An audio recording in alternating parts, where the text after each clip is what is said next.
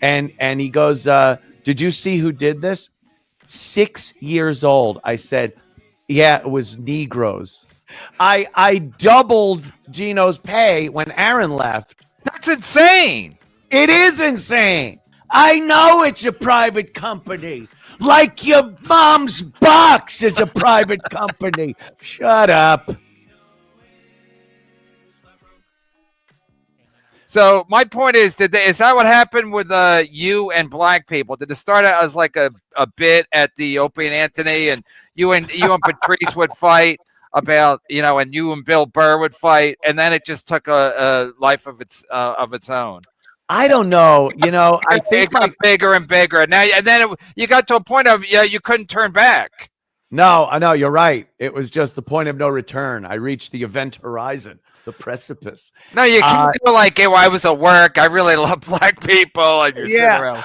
I honestly, there are times I'll sit and go, where did this all come from? And I think back, I think my dad had a lot to do with it. My dad used to say some pretty bad things about African Americans. That was when they were called Afro Americans, I think.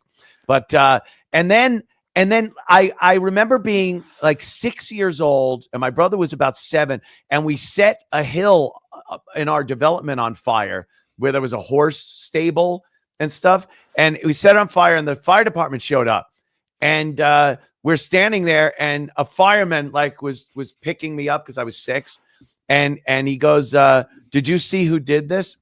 6 years old. I said, "Yeah, it was Negroes." Negroes did it. So, dude, genetics, DNA. How at 6 would I automatically know, like, blame it on black people back in the 60s? And you've been doing it for the next 50 years. And I made a career out of it. I've ruined a career over it.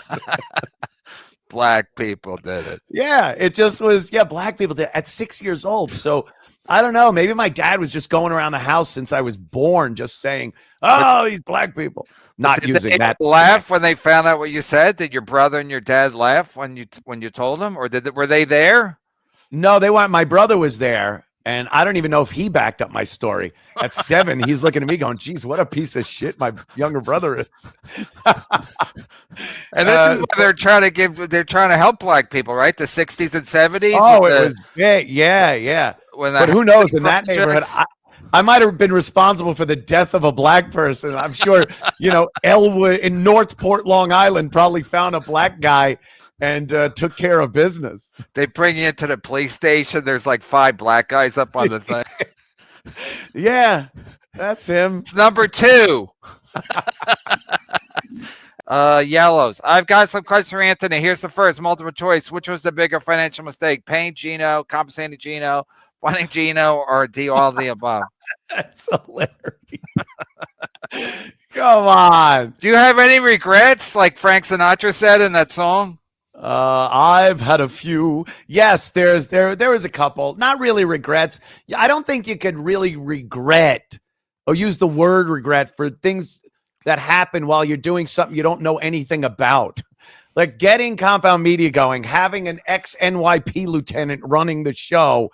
It was bound to have be a comedy of errors without much of the comedy part. So, it happened. It was what it was. I think it was 10 really fun years.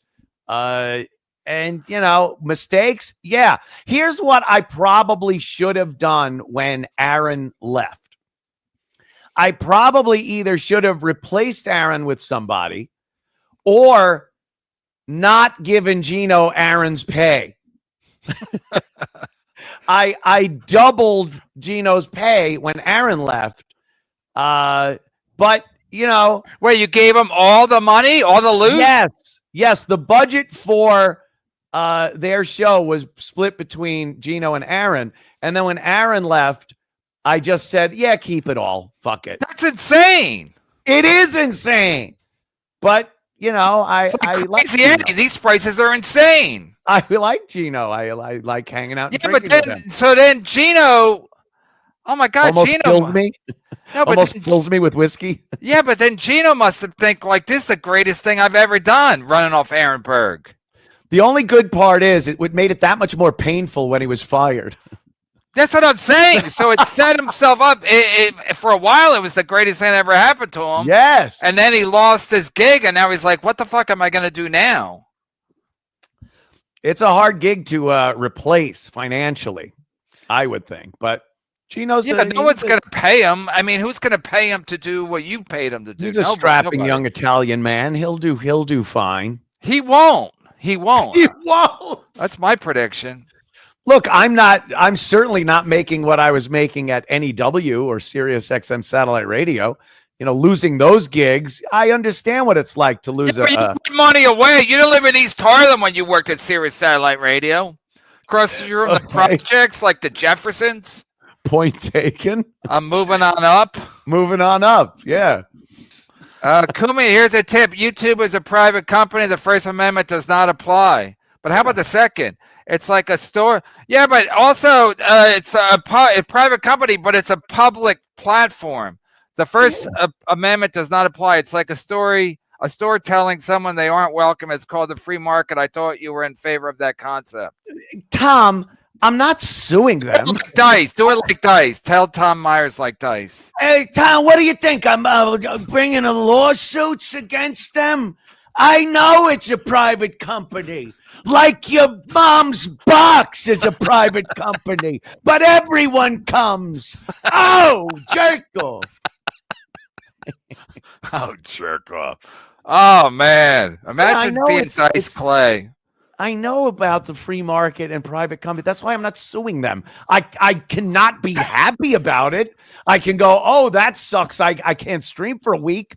But, you know, First Amendment doesn't apply. Shut up. Shut up. Johnny Russo. Hey, Playboy Johnny. There he is. Biggest show, big sweat. Anthony, can be responding to your super chat.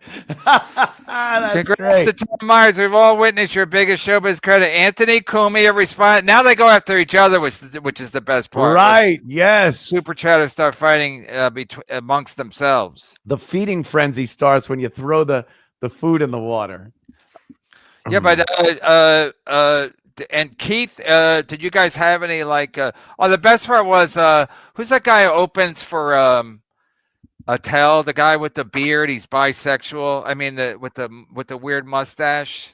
Somebody Hitler? in the free chat tell me.